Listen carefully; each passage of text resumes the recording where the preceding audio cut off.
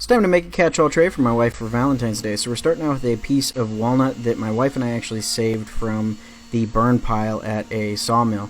So this is just a nice piece of walnut. We're getting it all flattened out so that we can get the tray created and make sure that everything is nice and flat. So now we can switch out for the point roundover bit and get the roundovers done on the outside of this piece. It's really nice to be able to do this on the CNC. It makes things a little bit easier and keeps things a lot more accurate, especially since this is a very thin-lipped piece around certain areas, making rounding over on a router table a little more difficult. So we're switching out for a bowl bit here.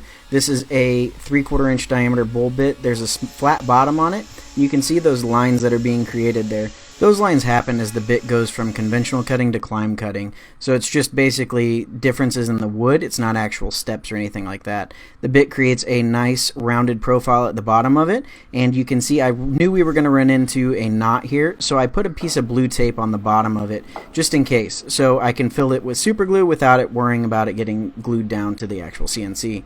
So we're using some Starbond medium super glue with a bit of accelerator, and then we can take one final pass with the bowl bit.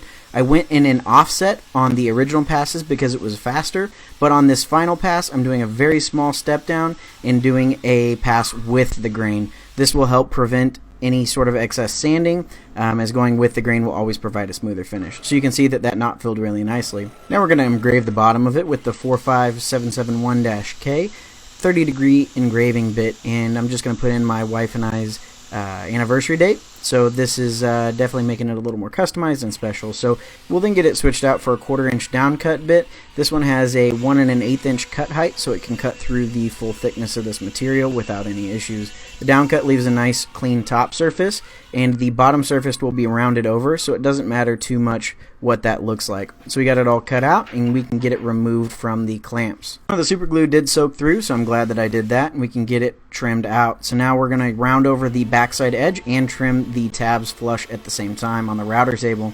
This is the 3/16 inch ball bearing mini roundover bit. You can see it fits in that 1/4 inch area where the profile was cut out. Not a whole lot of bits can do that, and leaves a really nice clean finish. So now using the Gator Micro Zip sanding pad with just a bit of 220 grit sandpaper, we can get it all sanded down, and using some compressed air you can see everything is ready to go.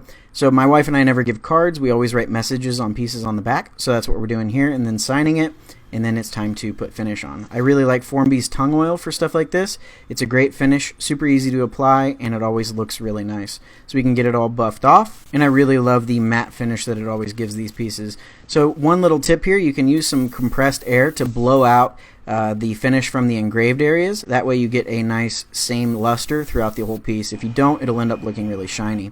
So this piece is officially done. I'm really happy with the way that it turned out, and my wife absolutely loved it. So really happy with that. Catch-all trays like this are really pretty easy to make, and they show off the grain of the wood really, really well. So stuff like this is definitely something that I hope inspires you to create something like this yourself and have fun doing it. So anyways, hopefully you guys enjoyed it. We'll catch you guys back out here in the next one. Have a great day, everybody.